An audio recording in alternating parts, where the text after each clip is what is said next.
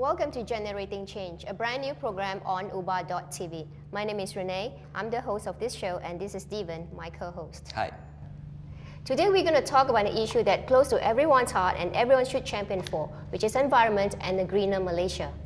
We have to say there's no hotter candidates to talk about environment today than Mr. Wong Tack, and chairman of Himpunan Hijau and also DAP candidates for Bentong Parliamentary. Welcome to ubah.tv, Mr. Wong. We are glad to have you here today. Thank you for the opportunity. So, Wong Tack, what is your main objective of coming into politics? Of course, I'm championing the green agenda. I think first time for Malaysia, someone finally stand up and decided to walk into parliament with the green agenda. Yes. And you see, we are facing the country all across this nation, facing massive environmental destruction. I think the people have come to the senses and said, enough is enough. We cannot let this country go on like that. At this 21st century, if people still go on like business as usual, and we will be left out, and the whole country will be left behind. With the serious environmental issue like liners, which is going on now, we have fought, our group, Himpunan Hijau, have fought over the last 2 years. Yes. With issue like Bukit Koman, people are really suffering. The community in Bukit Koman are suffering at the moment,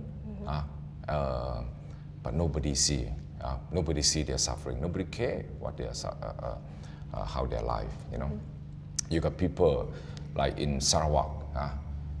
Been displaced, mega dam are proposed, are built, you know, forests are being cleared across the state. Indigenous people, people with less voice, and are never been heard, you know. So with this struggle, we come together after years of campaign. We are so frustrated. We know that this is all boiled down to corruption. Political corruption. So we decided, since all these are political issues, that the present regime are not willing to deal with it, and then we have to take over the responsibility. That's the reason we come forward and said we're going to step into the political arena and solve all this problem through political means. That is the reason we come into politics. Good. So I can say, finally, you have come into politics. So what is your preparation for this coming election, since you're actually representing Bentong Parliamentary? Bentong is an area that almost no chance to win. And we started off with that belief, and we go in not just to win. We go in, the purpose is to show the whole Malaysia that our struggle, our movement, our determination, and our commitment to make a better Malaysia in terms of environment. We want to unite the people, and we know that in this coming election, Bentong will be the focus, and that's why we go in just to challenge the strongest power. The people unite together, and this is a fight between the people and the regime. And that is the symbolic meaning that why Himpunan Hijau decided to come to Bentong and challenge the Bentong seat. That is our main objective. We understand there's a couple of charamas already happened in Bentong for this election. So what's the feedback like? Was the crowd big? Were they supportive? As I just said, when we go in, we know that it's a tough area, and then we also heard from the community. This is an area that MCA have been there since beginning of time, beginning of this nation until this day. But after we go in, we have gone in for a month now, and people are with us, and I think what we believe in, all this while, we believe in the strength, the power of love. Yes. That is what we believe in. And then I think the people have sensed that love, and they're willing to give. Yes. They're willing to give. And we start off with a few hundred people come to our ceramah. And for the last 2 days, we have on Tuesday, 2 days ago, about 3,000 people come forward. We are excited. People start to responding to us. And last night, we have close to 5,000 people come forward. 5,000. So we know, Bantung, the people of Bantung is not going to keep silent forever. We know they have wake up. We know that they want to be a part of this movement. They want to be a part of this struggle and to be a part of this change, because at this moment, that is history making in Bantung and in Malaysia. Yes, in Malaysia. Bantung particularly, because Bantung, you never see change before. And this round, they don't want to miss out like the last election. So this time, people in Bantung and people in Malaysia want to ubah. So from few hundred people, it actually goes up to few thousand. I can say that's 5,000. really amazing numbers. And what is the key message that you actually tells your audience in each of your ceramah? I mean, probably like do you have a slogan or you have a mindset? And what do you actually tell to this particular group? We basically tell the people of Bantung, you have to take up this responsibility. You cannot avoid this responsibility. We are talking about children's future. We are talking about Linus. Stay or go, depend on their work. We want them to come forward and say it, you know. They want to exercise their moral right, and they understand this is a responsibility they cannot avoid. They will have to face their children if we cannot close down Linus. I think they all come to the senses, and they want to be a part of this. Doing the right thing. Yes. They know that this is the right thing we are doing. They want to do things right. They want to do the right thing. That's why they come forward. I think that is all about it. As I said, it's all out of love. I think it's all out of love. And what we believe in, the power of love, and it's clearly displayed in Bantung community at this moment. Let me tell you, we went in there, hardly can, at the beginning, we can't even rent a place. Nobody willing to rent.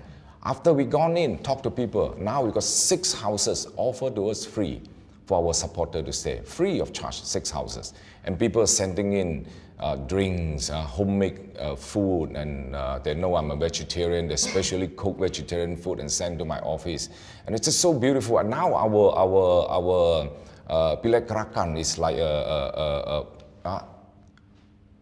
shopping mall. People are so, it's the focus of the town, you know. Everybody in and out, in and out. It's like a hotspot, I can say. Yeah, so, hotspot of the town. So that's the love that you actually delivered to us. Mr. Wong feels that. So love, feel the love. Yeah, we feel the love, and we need to pump more love in this because we want to change. We want to change for a better environment. Yeah. Right. Speaking of Linus, okay, Linus has started operation despite safety concern. So what will Pakatan do if they come into power? I make it very clear. There's no compromise. We will, first thing, we will take away their license, we will close them down. Yes. There's no compromise. We are talking about life. Many of lives. Of our people. We are talking about environment. We are talking about future of this land. We are talking about the well-being of our children. That we are talking about. So there is no compromise on this. And this is not the first time. That what makes us sad is this is not the first time. It done before in Bukit Merah. It hurt until today. It started 30 years ago. But until today, people are still suffering. You talk to the mother in Bukit Merah. You talk to the young mother even. The worry they have for their children and for themselves. That is not fair. People shouldn't take all this unnecessary risk, and people shouldn't face with all this anxiety for a community in the surrounding area. You don't deserve this. Don't deserve this. And a few people make their money, a few people make their buck, and then they left our country, you know. And people in power make their money and keep quiet about it. I think we cannot repeat this mistake. We have to make it very clear. Can we make this clear enough?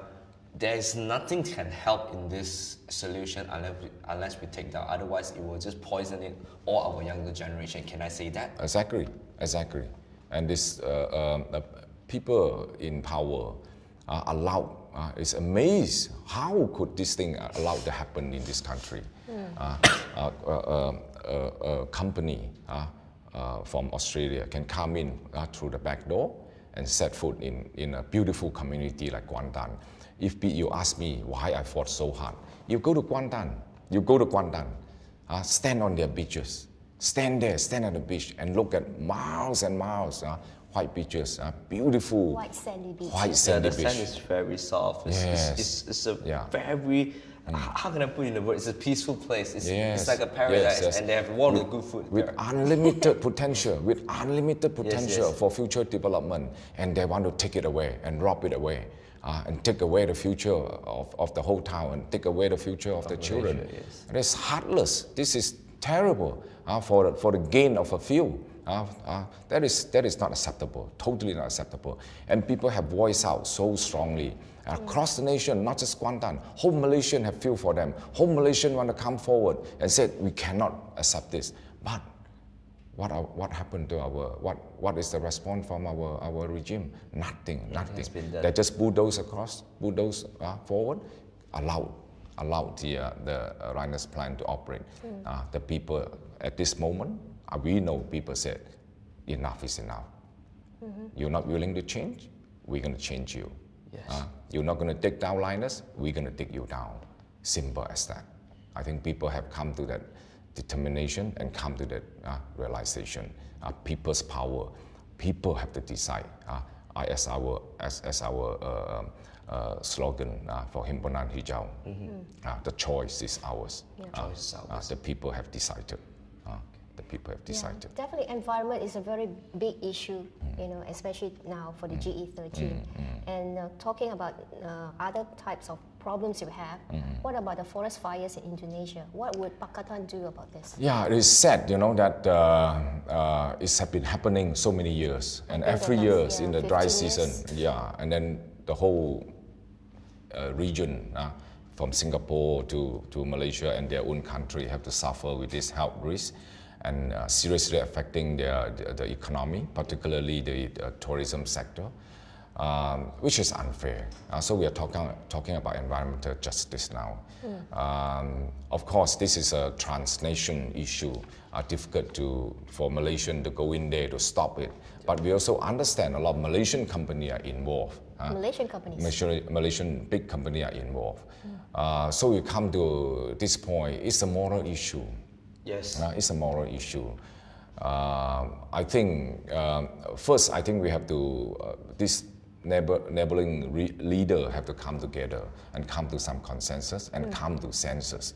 This one have to stop. This one have to stop. And second thing, I think the people have to demand from all across the region. The people have to demand, have to identify the culprit and the leader, the corporate leader who is actually involved in this sort of activity. Expose them, shame them, because this is an immoral act. Because of greed, because of profit, you have forgot the health of the younger generation and the rest of the Malaysian. That is very unfair. That is very immoral. So that's why we always emphasize when it comes to development. We said, we always promote the concept of PPP, which is profit. All industry have to make profit. All commercial activity and development have to make profit. That is very crucial. If no profit, there will be no business, no development, nothing will move. So profit is important, but at the same time, the second P, people is important. Must have people at heart. People's well-being must be looked after, and no one should sacrifice. Not because of profit, the people have to sacrifice. That's unfair. And then the planet, the third P is the planet.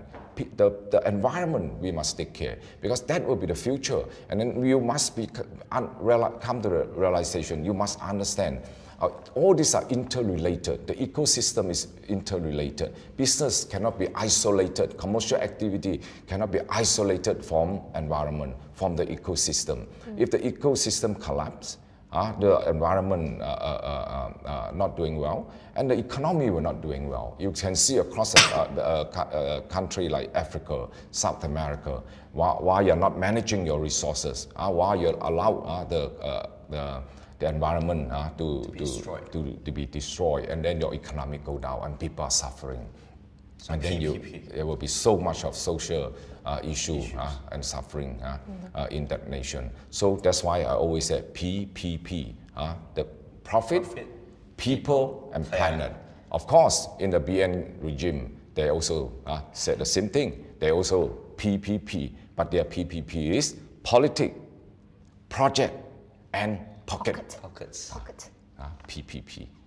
That is why we are suffering so much. People in politics forgot their basic responsibility, which is to safeguard and look after the well-being of the people. Well-being of the people, not just for this generation, but the future generation. They must have that in heart. We are not the last one on earth. We are not the last generation on earth. We must think about the people, our children and our grandchildren. Future, yes. That's right. So speaking of which, let's talk about the illegal logging and the Chief Minister type of Sarawak. And what can Pakatan do about this when you come into that power? Yes, illegal logging is going on terribly across not just Sarawak and Sarawak. I think even across our nation. And I have come into Bantung for a month now, and you can see truckload of log is going out everywhere. Where are they going? Forests have been destroyed everywhere. So, but I always said, I always tell people there's no illegal logging in Malaysia because all are licensed to kill. So you're going to take away the license if you come into power? But take away the people who issue the license. Okay. That is important. Of course, we said timber industry have to go on. Timber industry have to go on. Like in Sabah, it's amazing. You know, logs are still allowed to go out. Totally round logs are just put into ship and ship away. Timber industry have to go on, but the value of the timber is not how many truckload, how many boats, how many ships that you go out the country. That is not the value, but the value is on like this piece of wood on this furniture, the tiny little piece of wood on the violin. That is the value of timber, not by size. That's why we have so much resources like timber, for example, but it's not well managed. It's now down to cutting timber that's supposed to be reserved for our grandchildren are now taking away now at this generation. People are doing things totally without responsibility and without any moral stand. That's the problem at this moment we are facing. We are talking about management, how we manage our resources, fair to this generation and fair to the future. That's what we are talking about. But now we are not practicing that. We are only a few people in power and take it all at this moment, all into their pocket. That's bad. So Renee, do you still have any questions for Mr. Wong? No, I don't think so. I think he pretty much have covered everything about environment. And the 3P that we believe: profit, people, and planet. Okay, we have come to an end of the show, and I want to say thanks to Mr. Wong for being here today with us. Please come back on this channel, ubah.tv, to catch our next episode. Till then, may we remind all the Malaysians to ubah and work for a new and clean government. Thank you. My name is Steven. And I'm Renee. Thank you for being in the show with us. Thank you. Thank you so much. Thank you.